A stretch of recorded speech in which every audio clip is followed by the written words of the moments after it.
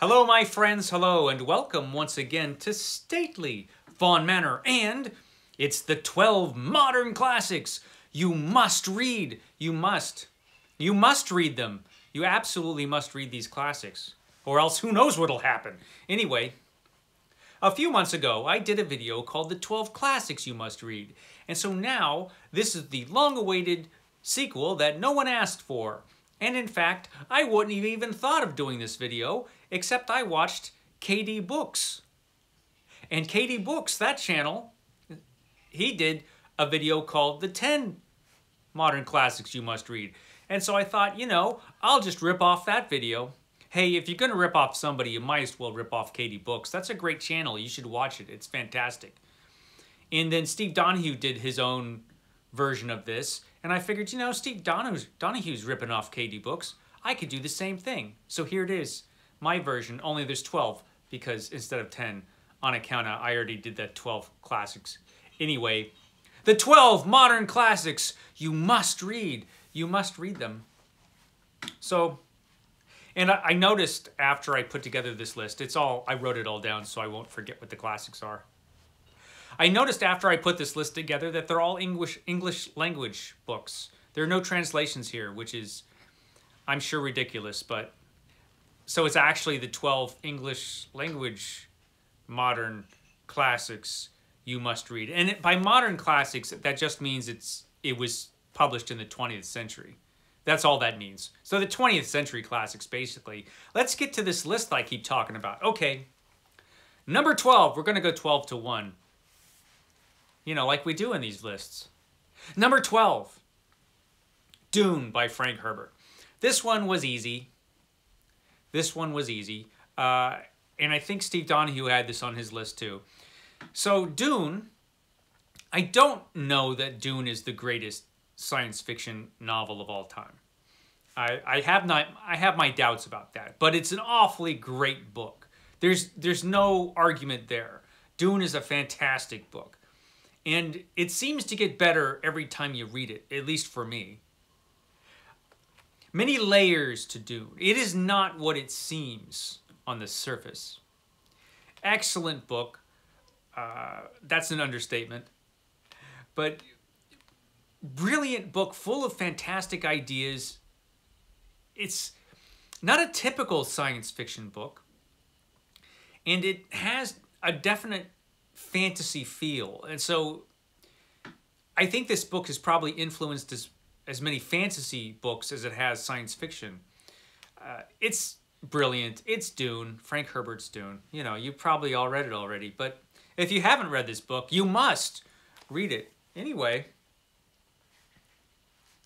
moving on to number 11, Nostromo by Joseph Conrad. Nostromo by Joseph Conrad, about imperialism and difficulties in a fictional South American country. And where did that silver go anyway? Will we find out? I don't know. Maybe Nostromo knows. He probably knows. Will he tell anybody? Is it just a secret? Listen, Nostromo is great. It's a great book. And Joseph Conrad, even his books that aren't his best are worth reading. And this is one of his best books. I don't know if it is his best book. I don't know if it is, but it's great. And if you've never read Conrad before, I think this probably isn't the perfect place to start. I'd probably start with Heart of Darkness, but this is definitely a great book to read. And it would be a good place to start with Conrad if you're interested in that author, and why wouldn't you be? He's great. So that's Nostromo. That's number 11. Now we're moving in to the top 10 with The Glass Key by Dashel Hammett. The Glass Key by Dashel Hammett. This is an unusual novel by Dashel Hammett, who wrote those great mysteries like The Maltese Falcon and The Thin Man and the Continental Op stories. The Glass Key has always been one of my favorite Dashel Hammett stories. It resembles, I guess, The Maltese Falcon in a way in that you never really get in the characters' heads. So you never really know what's going on inside their minds. You only know what's going on through the actions of the characters. But it's unusual because you don't have a private detective, for example, as the main character. Ned Beaumont is a gambler, not a detective. So, and he's a lot, as a character, he seems a lot different than the other characters that we see from Dashiell Hammett. So that makes it interesting in itself.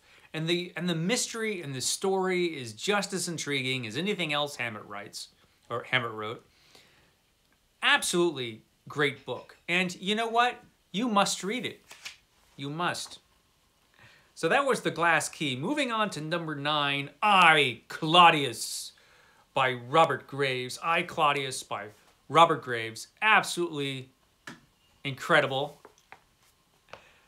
novel of ancient Rome, a historical novel of the Roman Emperor Claudius and his life and times.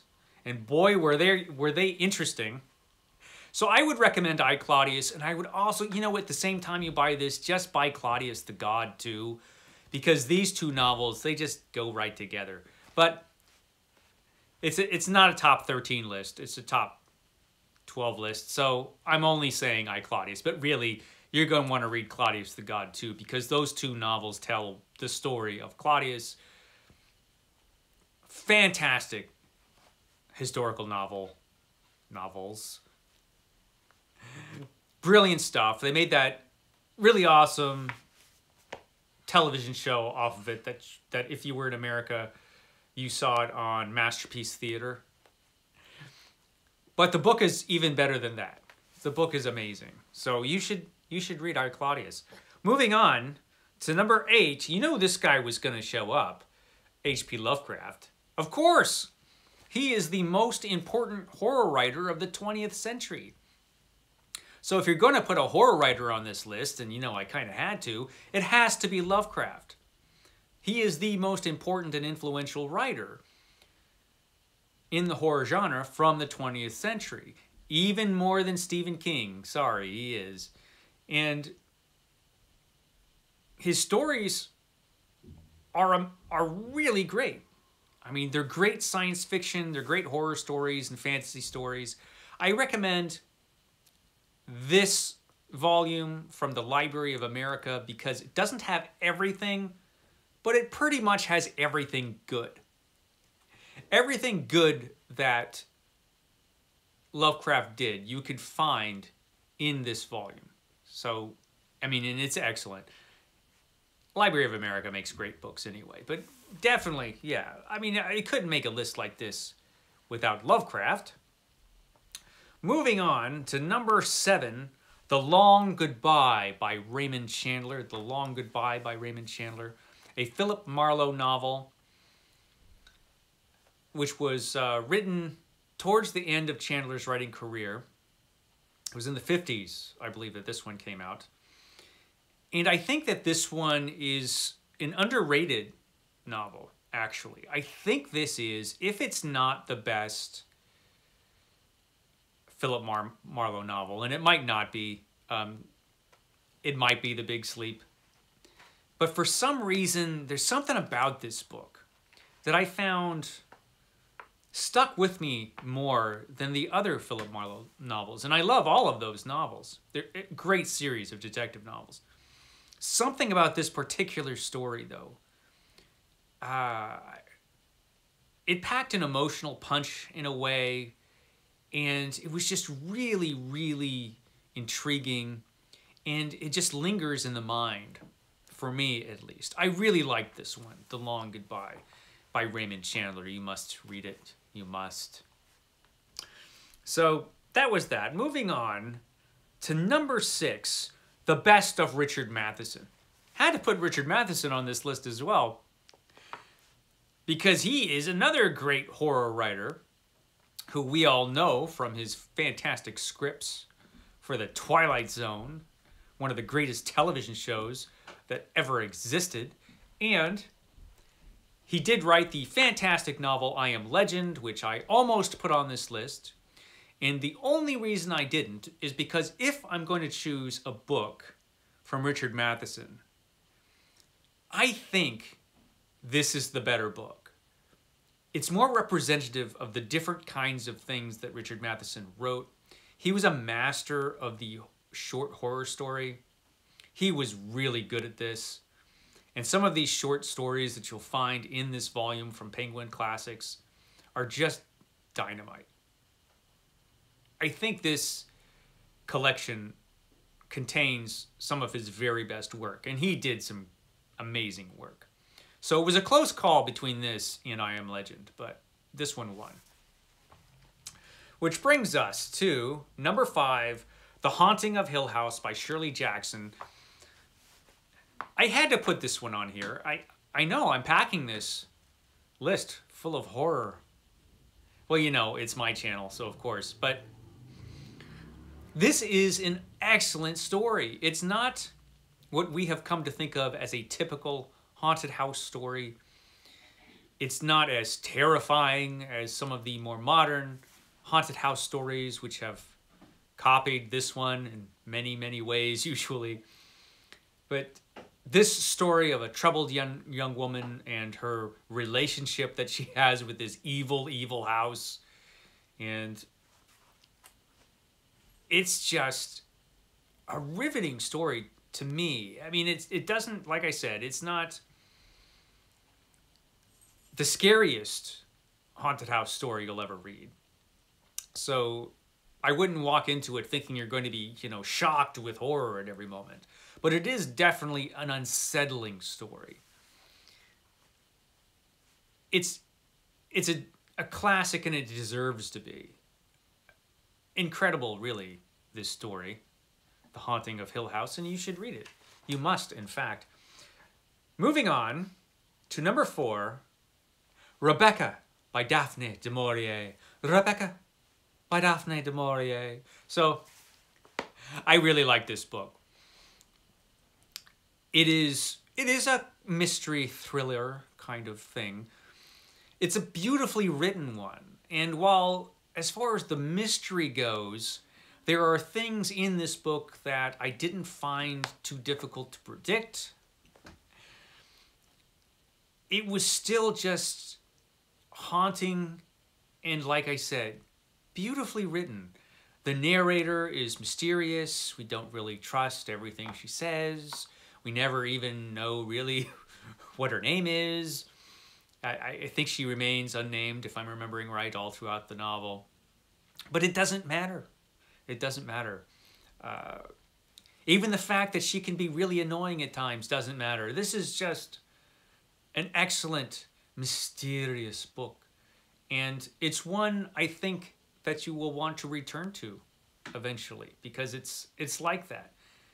It's another book that kind of lingers in the mind after you read it. And it is one of those books I often think about. It was such an engaging, interesting reading experience. And there's something kind of haunting and beautiful about the story. So yeah, it is a book I definitely will revisit one day. And it's definitely a book that, you know what, you must read. You must read it. Moving on to, I don't think I'll get much argument from this.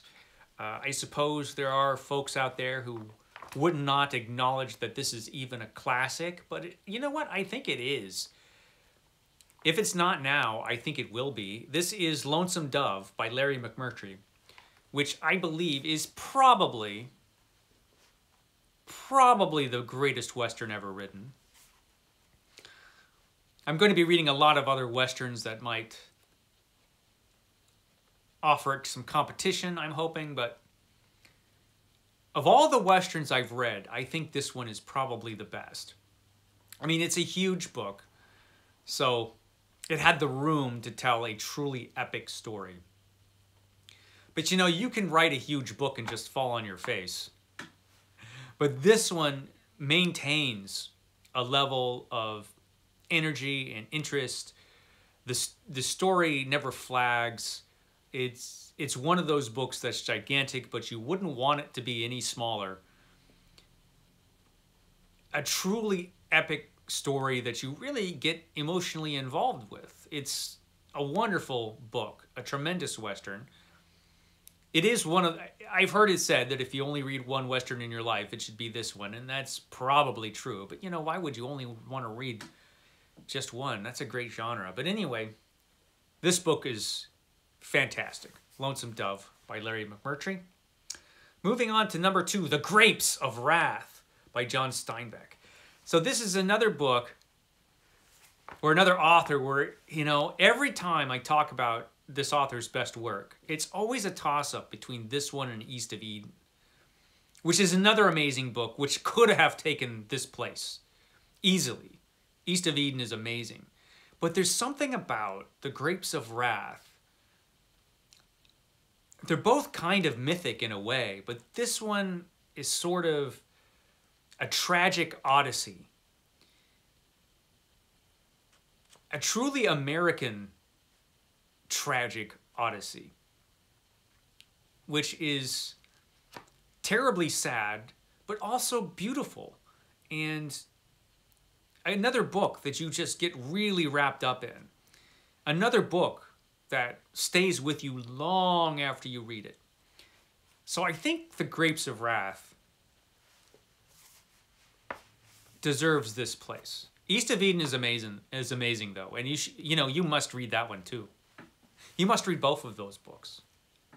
Moving on to number 1, and I'm echoing those other videos I talked about here in choosing The Lord of the Rings as number 1 by J.R.R. Tolkien. This seems like an easy choice, not just because it has been so incredibly influential, this story. I mean, it pretty much launched the fantasy genre, really. Plenty of other great classic fantasy out there, like Robert E. Howard's amazing Conan series. But this is the story that I think really launched fantasy as the genre that it is today. For a long time, you know, you weren't going to get your fantasy novel published unless in some way you were ripping off The Lord of the Rings. It's an incredible novel. And one of the reasons it's a must-read is just because it's such a great story. I mean, it's this influential for a reason. It is almost the perfect fantasy novel in that you just get swept away, and when you read this, you are in Middle Earth, and you are on this adventure with Frodo and Sam and all those little hobbits, and you're going to Mordor, and everything's really scary and adventurous, and you go to some beautiful places and see some like titanic battles and have wonderful experiences. You get lost in this book. It's just a truly engaging, epic work that is a triumph of storytelling. And so, Lord of the Rings, yeah, of course I'm going to put that book on here. If you must read one book out of this list, it's definitely got to be this one. There are still people out there that haven't read this book somehow. I find it remarkable. But Lord of the Rings, incredible, incredible book.